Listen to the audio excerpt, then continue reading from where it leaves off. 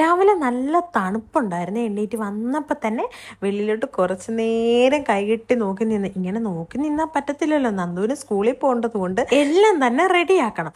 അപ്പം ഇന്ന് എന്തൊക്കെ കൊണ്ടുപോകണം എന്നൊക്കെ ഉള്ളത് തലേന്നേ സാധാരണ പ്ലാൻ ചെയ്യുമെങ്കിലും ഇന്നത്തെ ദിവസം പ്ലാനിങ് ഒന്നും ഇല്ലായിരുന്നു. ഇവിടെ നിന്നാണ് പ്ലാനിങ് ഒക്കെ നോക്കിയത്. അപ്പുറത്തെ അടുക്കളയിലോട്ടാണ് പാത്രങ്ങളെല്ലാം കൊണ്ടുവെക്കുന്ന കഴുകാനുള്ളത്. ഇന്നലെ എല്ലാം കഴുകി വെച്ചതുകൊണ്ട് വലിയ പണിയൊന്നും ഇല്ലായിരുന്നു. ആകെ ആ ചട്ടി മാത്രമേ ഉള്ളായിരുന്നു. രാവിലെ ഇന്നും പതിവില്ലാതൊരു ചായ കുടിക്കണമെന്ന് തോന്നി. അത് ഈ തണുപ്പും മഴയൊക്കെ ഉള്ളപ്പോൾ അങ്ങനാണല്ലോ. അതുകൊണ്ട് അതങ്ങോട്ട് വെച്ചിട്ട് പിന്നെയും വെളിയിലോട്ട് നോക്കുവാണ്. വെളിയിലെ കാഴ്ചകളൊക്കെ കണ്ടിങ്ങനെ നിൽക്കാൻ നല്ല രസമാണ്. പിന്നെ ഇടയ്ക്ക് നല്ല ഉറക്കവും വരുന്നുണ്ട്. എനിക്കാണെങ്കിൽ പണ്ട് ഇങ്ങനെ രാവിലെ എണീക്കുന്നൊരു ശീലമേ ഇല്ലായിരുന്നു. ഒരു 12 മണി 11 മണിക്കൊക്കെയാണ് സാധാരണ ഞാൻ എണ്ണീറ്റുകൊണ്ടിരുന്നത്. പിന്നെ ഇപ്പോഴാണ് ഈ ഒരു 4 വർഷം കൊണ്ടാണെന്ന് തോന്നുന്നു രാവിലെ എണീക്കുന്ന ശീലമൊക്കെ വന്നത്. ഒരു 10-18 വയസ്സ് വരെ എന്നാ സുഖമായിരുന്നേ. പിന്നെ ഇന്ന് അവൾക്ക് കൊണ്ടുപോകാൻ വേണ്ടി കുറച്ച് കൊഞ്ച് ബിരിയാണി വല്ലതും വെക്കാമെന്ന് വിചാരിച്ചേ. അവൾ കൊഞ്ച് ഫ്രിഡ്ജിനകത്തിരുന്ന് ഇങ്ങനെ എടുത്തു വെച്ച് നല്ല ഫ്രഷ് കൊഞ്ചായിരുന്നു കേട്ടോ. അത് പറയേണ്ട തന്നെയായിരുന്നു. ഇന്നലെ ഞാൻ നമ്മുടെ പമ്പിൻ്റെ അവിടെ നിന്ന് ആ ചേട്ടൻ്റെ കയ്യിൽ നിന്ന് മേടിച്ച കൊഞ്ചാണേ. ഇതാണ്ട കൊഞ്ചിൻ്റെയൊക്കെ ഫ്രഷ്നെസ് കണ്ടില്ലേ. 1/2 കിലോ കൊഞ്ച് പറഞ്ഞെങ്കിലും പുള്ളിക്കാരൻ 1 കിലോ അടുപ്പിച്ച് എനിക്ക് തരുകയും ചെയ്ത്. അങ്ങനെ ഇതെല്ലാം ഇനി ക്ലീനിങ് ആക്കണം. സാധാരണ രാത്രിയിൽ മീനും എല്ലാം ക്ലീൻ ചെയ്തില്ല, പച്ചക്കറി എല്ലാം അരിഞ്ഞു വെച്ചിട്ടാണ് കിടക്കാറുള്ളത്. പിന്നെ രാവിലെ എണീറ്റ പണി എളുപ്പമായിരിക്കുമല്ലോ. പക്ഷേ ഇന്നത്തേന് ഇതൊന്നും നടപ്പാക്കിയില്ല. അതുകൊണ്ട് നന്ദുവിന് കൊണ്ടുപോകേണ്ടത് മാത്രമാണ് ക്ലീൻ ചെയ്തത്. ബാലൻസ് ഉള്ളതൊക്കെ തീയലിന് വേണ്ടി അവിടെ എടുത്ത് വെച്ചിട്ടുണ്ട്. അതല്ല ഇത് കഴിഞ്ഞിട്ട് നന്ദുവിനെ കൊണ്ടുവിട്ടിട്ട് വന്നിട്ട് തീയൽ വെക്കാമെന്നായിരുന്നു വിചാരിച്ചത്. കാരണം എല്ലാം കൂടെ എന്തായാലും ഈ സമയത്തിനുള്ളിൽ നടക്കത്തില്ലല്ലോ. അവൾക്ക് കൊണ്ടുപോകാനുള്ളത് അവളെ റെഡിയാക്കണം. അതിൻ്റെ ഇടയ്ക്ക് ഞാൻ എൻ്റെ കൊഞ്ചിന് മസാല തേച്ച് എടുക്കുകയാണെ. ഇതിങ്ങനെ വറുത്തിട്ട് വെക്കാമെന്നാണ് വിചാരിച്ചത്. അല്ലാതെ ഇങ്ങനെ കൊഞ്ചിട്ട് വെക്കുന്നവരുണ്ടോ എന്നറിയില്ല. ചിലവരിങ്ങനെ മഞ്ഞപ്പൊടിയും ഉപ്പും ഇട്ടുമൊക്കെ വേവിക്കും.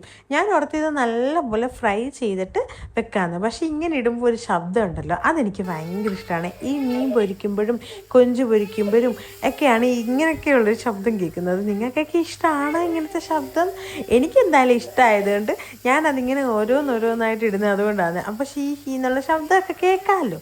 അങ്ങനെ ഇതെന്തായാലും ഇവിടെ കിടന്ന് റെഡി ആവട്ടെ എന്ന് വിചാരിച്ച് തീ എന്തായാലും കുറച്ച് വെക്കാം. കാരണം കൂട്ടി വെച്ച് കഴിഞ്ഞ് ഇതെല്ലാം കരിഞ്ഞൊക്കെ പോയാലോ. പിന്നെ ഞാൻ ഇടയ്ക്ക് നന്ദപ്പനെ ഒന്ന് വിളിക്കാൻ വേണ്ടി പോയായിരുന്നു. അപ്പോൾ ഉണന്നില്ലെങ്കിലും കുറച്ച് കഴിഞ്ഞപ്പോൾ ആൾ ഉണന്ന് ദാണ്ട് എൻ്റെ തോളെ കയറി കിടന്നേ. അപ്പോൾ ഞാൻ ക്യാമറ എടുക്കലോട്ടും രാവിലെ തന്നെ ഓണാക്കിക്കൊണ്ടുള്ള ഭയങ്കര കരച്ചിലും മൂശാട്ടും എല്ലാം ഉണ്ടായിരുന്നു. ഇന്ന് എന്തോ ഇടത്തുവാങ്ങാണെന്ന് തോന്നുന്നു എണ്ണീറ്റ് വന്നത്. അതുകൊണ്ട് ഭയങ്കര മൂശാട്ടയായിരുന്നു അയാൾക്ക്. ഞാൻ പിന്നെ കുറച്ച് നേരം തോളയിലിട്ട് ആട്ടി. എണ്ണീറ്റ് വരുമ്പോൾ എന്നിങ്ങനെയാണ് ഓടി വന്ന് എൻ്റെ ഒക്കത്ത് കയറി കുറേ നേരം കിടക്കും. അത് കഴിഞ്ഞിട്ടുള്ള എവിടോട്ടെങ്കിലും പോകുന്നത്. ഞാൻ എന്തായാലും കുറേ സമയം എടുത്തുകൊണ്ട് നടക്കുവാണ്. എടുത്തുകൊണ്ട് നടന്നിട്ട് ഞാൻ പറഞ്ഞു എന്തായാലും സമയം വൈകുന്ന ജോലി ഒന്നും ആയില്ല, ഇങ്ങനെ കിടക്കുവാണ്, നീയും കൂടി ഇങ്ങനെ കയറി ഇരുന്ന് കഴിഞ്ഞാൽ ഇതെല്ലാം എപ്പോൾ കഴിയുമെന്ന് ചോദിച്ചു. പക്ഷെ അവളൊന്നും ഞാൻ പറയുന്ന മൈൻഡാക്കിയതേ ഇല്ല കേട്ടോ. പിന്നെ കുറച്ച് നേരം വരെ ഞാൻ എടുത്തുകൊണ്ട് നടന്നു. കാരണം ഈ മൂശാട്ടയോടെ ഞാൻ താഴോട്ടെങ്ങാണോ ഇരുത്തുമല്ലോ ചെയ്ത് കഴിഞ്ഞാൽ എന്തായാലും സ്കൂളിൽ പോകുമ്പോൾ പിന്നെ ഒരു ബഹളം ആവും. അവളെ സെറ്റാക്കിയിട്ടാണേ നമ്മൾ നമ്മുടെ ബിരിയാണിയുടെ പരിപാടിയൊക്കെ തുടങ്ങിയത്. ഈ കൊഞ്ച് റോസ്റ്റ് ചെയ്ത അതേ പാത്രത്തിൽ കൊഞ്ചൊന്ന് മാറ്റിയിട്ട് നമ്മൾ സവാളയും തക്കാളി ഇട്ട് കൊടുത്ത് നന്നായിട്ട് വഴറ്റിയെടുക്കാമെന്ന് വിചാരിച്ച്.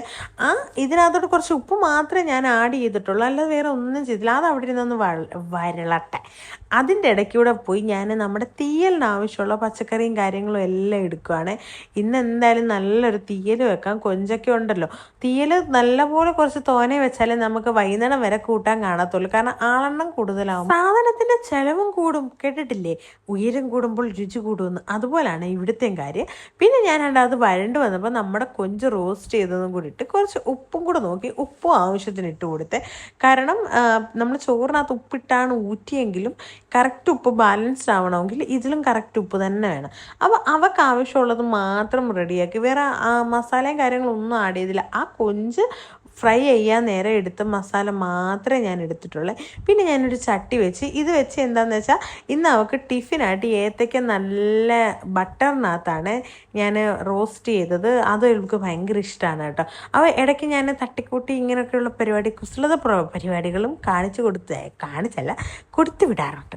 അപ്പോൾ ഇതെന്തായാലും ഇവിടെ കിടന്ന് റെഡി ആവട്ടെ എന്ന് വിചാരിച്ച് ഇത് നന്നായിട്ട് തീ കുറച്ച് വെച്ചാൽ മതി. നല്ല മണമാണ് ഏടാ ഇതിങ്ങനെ ഇങ്ങനെ എന്താ റോസ്റ്റായി വരുന്ന സമയത്ത് നല്ലൊരു മണം. എനിക്ക് ഒരുപാട് ഇഷ്ടമാണ് ഇതിൻ്റെ മണം. അതുകൊണ്ട് ഞാനിങ്ങനെ അതിൻ്റെ അടുത്ത് തന്നെ പോയി നിൽക്കുകയാണ്. ആ മണം ഇങ്ങനെ ആസ്വദിച്ചേക്കാൻ എന്ത് അടിപൊളിയായിരുന്നു.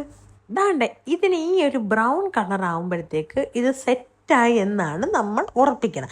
അങ്ങനെ ഇത് മാറ്റി പിന്നെ അതിനകത്ത് കുറച്ച് സമയമുണ്ടല്ലോ, അതിനുള്ളിൽ തീയലും കൂടെ അങ്ങ് സെറ്റാക്കാമെന്ന് വിചാരിച്ച് കടുകൊക്കെ പൊട്ടിക്കുമോ എന്നറിയില്ല നിങ്ങളുടെ അവിടെയൊക്കെ. ഇവിടെ എന്തായാലും തീയലിന് കടുക് പൊട്ടിക്കും കേട്ടോ. കടുകും കരിവേപ്പിലയൊക്കെ ഇടും. കരിവേപ്പില ഇല്ലാഞ്ഞത് കൊണ്ട് ബാക്കി കഷ്ണങ്ങളെല്ലാം ഇട്ട് നമ്മൾ കുറച്ച് മഞ്ഞപ്പൊടിയും ഉപ്പും കൂടെ ആഡ് ചെയ്ത് നന്നായിട്ട് ഇളക്കി അടച്ചു വെക്കുക. ആ ആവിയിൽ തന്നെ ഇരുന്ന് വേവണേ, എക്സ്ട്രാ വെള്ളവും കാര്യങ്ങളും ഒന്നും ഒഴിക്കണ്ട. ഇതിനകത്തുനിന്ന് വെള്ളം വരും.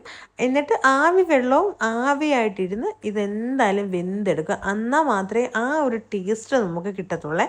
പിന്നെ ഇപ്പുറത്തതിനകത്തോട്ട് ഞാൻ നമ്മുടെ തേങ്ങ വറക്കാൻ വേണ്ടി വെച്ച് അതവിടെ എല്ലാം സെറ്റാക്കി. പിന്നെ ഞാൻ ഇടയ്ക്ക് നന്ദുവിനെ കൊണ്ടുവിട്ട് അത് ഷൂട്ട് ചെയ്യാൻ പറ്റിയില്ല, ആൾ ഭയങ്കര ബഹളമായിപ്പോയി. ഇവിടെ ഇപ്പോൾ ഷാർജ കുടിക്കാൻ വേണ്ടിയാണ് ഞാനും കുഞ്ഞമ്മയും സോനുവും കൂടെ വന്നത്. ഈ ചൂട് സമയത്ത് ഈ തണുത്ത് ഷാർജ കുടിച്ചപ്പോണ്ടല്ലോ അടിവയറ്റിലൊരു കുമ്പള പോലായിരുന്നു. പിന്നെ ഞാനും അപ്പച്ചിമാരും കൂടെ തുണി തയ്ക്കാൻ വേണ്ടി വന്നേ. അത് കഴിഞ്ഞിട്ട് ദാണ്ട് തിരിച്ച് ഞാനും കുഞ്ഞമ്മയും കൂടെ വീണ്ടും പാർലറിലോട്ട് പോയാൽ ഇവിടെ ആണെങ്കിൽ വന്നിട്ട് ത്രെഡ് ചെയ്ത്, എൻ്റെ പൊന്നോ എന്നാ വേദനയാണെന്നറിയാമോ ത്രെഡിങ്. എന്നോട് ഇവർ ഭയങ്കര കളിയാക്കലാണ് ഇങ്ങനെ കിടന്ന് കരയുന്നതിന് വേണ്ടി. ചാരുമൂട്ടിലുള്ള ബ്രൈറ്റിലാണ് വന്നത്. അത് കഴിഞ്ഞപ്പോൾ അണ്ണൻ എനിക്ക് ബിരിയാണി കൊണ്ടുവന്നത്. ഞാൻ ഇന്നൊരു ആഗ്രഹം വിളിച്ചിട്ട് പറഞ്ഞു, അഫ്സലണ്ണ എനിക്കിന്ന് ബിരിയാണി കഴിക്കാൻ ഭയങ്കര ആഗ്രഹമുണ്ടെന്ന്. പിന്നെ അണ്ണൻ ജോലി കഴിഞ്ഞ് വന്നപ്പോൾ ബിരിയാണിയും കൊണ്ടാണ് വന്നത്. പിന്നെ അത് ആ മാക്കം കഴിച്ച് പിന്നെ നമ്മുടെ രാത്രിയിലുള്ള ചായ കുടിക്കാൻ വേണ്ടി വെളിയിലോട്ട് ഇറങ്ങി ചായയൊക്കെ കുടിച്ചിട്ട് ദാണ്ട വന്ന് അവിടെ ചെന്നപ്പോൾ ഭയങ്കര മഴയുമായിരുന്നു. അത് ആസ്വദിച്ച് ചായ കുടിച്ചു. അപ്പോൾ ഇത്രയുള്ളൂ. ബൈ.